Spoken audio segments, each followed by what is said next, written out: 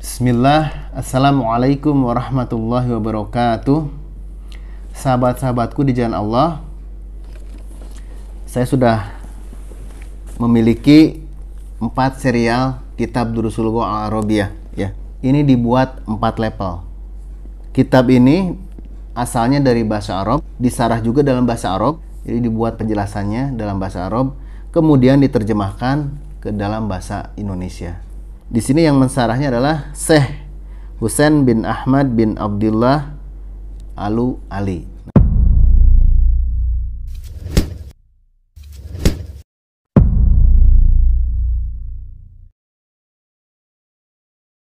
Adapun yang menulis buku ini ya, para pelajar bahasa Arab tentu sudah mengenalnya dengan baik, yaitu Syekh Dr. V. Abdurrahim ya. Beliau adalah orang India yang kemudian menetap di Saudi Arabia. Teman-teman, apa yang akan kita perbuat dengan 4 seri kitab Durusul Lughah Al-Arabiyah ini? Inna anzalnahu Qur'anan Arabiyyan la'alakum ta'qilun. Bahwa sesungguhnya Allah menurunkan Al-Quran dalam bahasa Arab, maka kita harus mempelajarinya, mempelajari bahasanya. Ya, tidak lain tidak bukan agar kita memahami ya pesan-pesan yang Allah sampaikan kepada nabinya dan tertulis di dalam Al-Quran, sehingga Al-Quran itu bukan hanya ada di tenggorokan kita tapi masuk ke dalam hati kita karena kita memahaminya. Setelah mempelajari 4 seri ini, kita lihat perubahan apa atau sejauh mana kemampuan kita dalam berbahasa Arab ya. Insya Allah ini mudah sekali ya. Kalaupun ada kesulitan, kita bisa mengulanginya, kita bisa pelan-pelan mempelajarinya sampai paham, kemudian melanjutkan ke pelajaran selanjutnya. Baik ya, kita akan mulai saja. Yassarallahu lana. Semoga Allah memudahkan kita. Kita punya program untuk menghatamkan 4 jilid ini ya. Nah, ini jilid pertama dan yang sebelahnya itu jilid kedua, ketiga dan keempat. Nah, bagi teman-teman yang belum memiliki buku ini ya, silahkan teman-teman untuk mengordernya ya. Lanjut kontak aja WhatsApp saya ya. Insya Allah teman-teman bisa memiliki 4 serial buku ini ya, yang mana harganya tidak begitu mahal, yang tidak sebanding dengan manfaat dan faedah yang akan kita dapatkan setelah mempelajari buku ini semua. Barakallahu fikum. Ya, buku ini terdiri dari 23 pelajaran ya. Insya Allah setiap video yang saya upload itu memuat sekitar 2 pelajaran ya. Ya, kurang lebih sekitar 11 atau 12 episode ya untuk menyelesaikan pembahasan dari buku ini ya. Nah, pelajaran pertama kita akan belajar tentang hadza. Ma hadza? Ahadza sarirun. Kita bahas dulu ya. Hadza. Hadza adalah kata tunjuk, isim isyarat untuk mufradnya, yaitu tunggal atau satu. Muzakkar, laki-laki, dekat dan digunakan untuk menunjukkan sesuatu yang berakal dan tidak berakal ya. Saya contohkan yang sedikit dulu yang berakal. Yang berakal itu ada 3 yang saya pahami ya, yaitu malaikat, manusia, dan jin. Adapun selebihnya dikategorikan sebagai sesuatu yang tidak berakal ya. Contohnya apa? Contohnya banyak sekali ya, seperti tumbuhan, binatang ya, benda mati dan lainnya. Ya, mari kita latihan ya dengan membaca contoh-contoh ini. Hadza kitabun, ini buku. Hadza babun, ini pintu. Hadza qalamun, ini pena ya. Kemudian hadza rajulun, ini seorang laki-laki dewasa. Hadza waladun, ini anak laki-laki. Hadza syaikhun, nah, ini orang tua ya. secara otomatis dengan kita sering berlatih dalam bahasa ini, maka mufrodat atau kosakata akan semakin bertambah ya. Karena inti dari belajar bahasa itu kita harus menguasai banyak-banyak kosakata, banyak-banyak mufrodat ya kalau dalam bahasa Arab. Materi selanjutnya adalah ma hadza. Ma adalah isim istifham, kata tanya untuk menanyakan sesuatu yang tidak berakal. Nah, baik, kita bacakan saja contoh-contohnya. Ma hadza. Hadza kitabun. Ya, apa ini? Ini buku. Ma hadza. Hadza qalamun. Ini pena. Ma hadza. Hadza babun. Nah, baik, sebagai penjelasan tambahan bahwa hadza ini kenapa di situ haknya tidak ada alifnya tapi dibaca 2 harokat. Nah, karena huruf alifnya itu disembunyikan. Ya, seharusnya ha, alif, zal, alif. Nah, jadi karena dihilangkan tapi membacanya tetap harus 2 harokat. Hadza. Nah, oke, ini adalah contoh kalimat yang tidak tepat. Ma hadza. Hadza rajulun. Ma hadza. Hadza waladun. Ya, harusnya apa teman-teman? Ya, benar, harusnya man. Man hadza. Hadza rajulun. Siapa ini? Bukan apa ini, ya. Jadi kalau kita menanyakan orang dengan ma hadza itu sangat tidak sopan karena menunjukkan bahwa dia tidak berakal, seperti itu. Oke, kita lanjutkan materi selanjutnya. Ahadza sarirun. Nah, di situ ada hamzah istifham. Apa itu hamzah istifham? Hamzah istifham adalah huruf ya, termasuk kepada huruf hamzah, tapi untuk huruf yang digunakan sebagai pertanyaan ya, atau yang digunakan untuk bertanya. Dan jawabannya tentu ada 2, na'am dan la, ya atau tidak. Baik, kita baca ya latihannya. Ahadza sarirun? Na'am, hadza sarirun. Apakah ini tempat tidur? Ya, ini tempat tidur. Ahadza rajulun? Na'am, hadza rajulun. Apakah ini seorang laki-laki?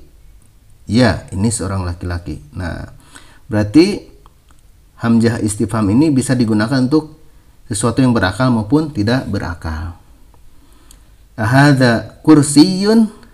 La, hadza sarirun. Apakah ini kursi? Tidak, ini tempat tidur. Ahadza waladun? La, hadza rajulun. Apakah ini seorang anak? Tidak, ini seorang laki-laki. Bisa dipahami ya. Kemudian di sini ada man hadza. Nah, man adalah kata tanya untuk menanyakan sesuatu yang berakal. Nah, kalau tadi a itu ya, hamzah istifham ini untuk yang berakal maupun yang tidak berakal. Jadi sudah paham ya perbedaannya. Baik, kita baca latihannya. Man hadza? Hadza tabibun. Siapa ini? Ini dokter. Man hadza? Hadza waladun. Siapa ini? Ini anak laki-laki. Man hadza? Hadza talibun. Siapa ini? Ini siswa. Man hadza? Hadza qalamun. Siapa ini? Ini pena. Tunggu. Ini ada sesuatu yang nggak beres nih. Ya, ini adalah contoh kalimat yang salah. Makanya disitu dicakra ya. Karena untuk menanyakan sesuatu yang tidak berakal, bukan man tapi ma. Ma hadza? Hadza qalamun. Apa ini? Ini pena. Oke, ini di bawah juga contoh yang salah. Man hadza? Hadza kitabun. Siapa ini? Ini buku ya. Kalau diterjemahkan ke dalam bahasa Indonesia pun tetap salah ya, karena itu rancu ya. Bukan siapa ini, tapi apa ini. Oke, kita lanjutkan. Di sini ada latihan yang cukup bagus. Ahadza tabibun? Na'am, hadza tabibun? Apakah ini dokter? Ya, ini dokter. Ahadza kalbun? Naam, hadza kalbun. Apakah ini anjing? Ya, ini anjing. Ahadza talibun? La, hadza tabibun. Apakah ini siswa? Tidak, ini dokter. Ahadza qittun? La, hadza kalbun. Apakah ini kucing? Tidak atau bukan, ini anjing. Nah, alhamdulillah untuk pelajaran 1 telah kita lewati dan kita akan lanjut dengan pelajaran 2. Pelajaran 2 adalah tentang dzalika, man hadza wa man dzalika, kemudian ma hadza wa ma dzalika. Baik. Dzalika. Dzalika adalah kata tunjuk untuk kata tunggal, berarti 1, untuk laki-laki dan jauh. Nah, di sini dijelaskan baik yang ditunjuk itu berakal atau tidak berakal. Ya. Yang berakal itu siapa, teman-teman? Siapa saja? Ya, benar. Yang berakal itu malaikat, manusia, dan jin. Adapun yang tidak berakal banyak sekali. Ya, kita baca latihannya. Dzalika najmun. Ya, itu bintang. Dzalika baitun, itu rumah. Dzalika hisanun, itu kuda. Kemudian yang berakal, dzalika rajulun, itu seorang laki-laki. Dzalika mudarrisun, itu guru. Dzalika thalibun, itu siswa. Oke. Materi selanjutnya adalah man hadza wa man dzalika. Man hadza. Hadza adalah pertanyaan tentang sesuatu yang dekat dan berakal. Man dzalika adalah pertanyaan tentang sesuatu yang jauh dan berakal. Berarti jauh dekat, oke? Nah, kita baca contohnya ya. Man hadza. Hadza mudirun. Siapa ini? Ini direktur. Mudir ini bisa bos, ya, bisa kepala, ya, kepala sekolah misalkan.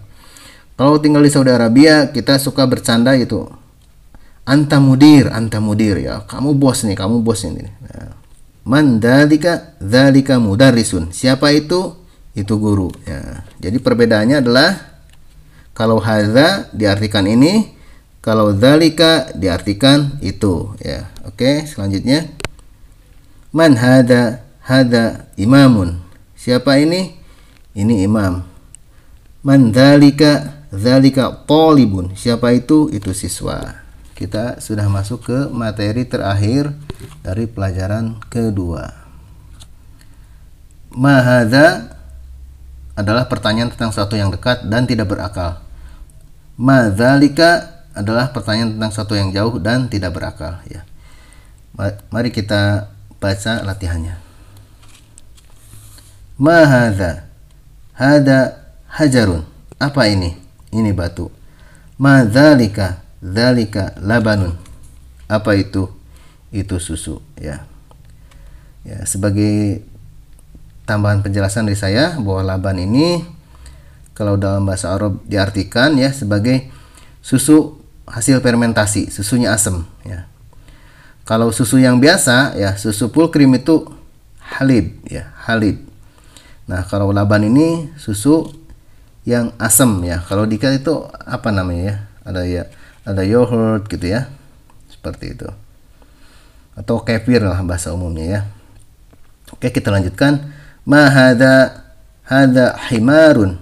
Apa ini? Ini keledai. Ma dzalika qitun. Apa itu? Itu kucing. Alhamdulillah kita telah menyelesaikan 2 pelajaran. Di pelajaran 3 kita akan mempelajari tentang al-ma'rifat, an-nakirah, kemudian huruf komariah dan huruf samsiah, ya. Baik, sahabat-sahabatku di jalan Allah, terima kasih ya sudah bersama-sama belajar dengan saya. Semoga ada manfaatnya. Mohon maaf bila ada kekurangan ya. Barakallahu fikum. Ila liqa, sampai bertemu lagi di video berikutnya. Wassalamualaikum warahmatullahi wabarakatuh.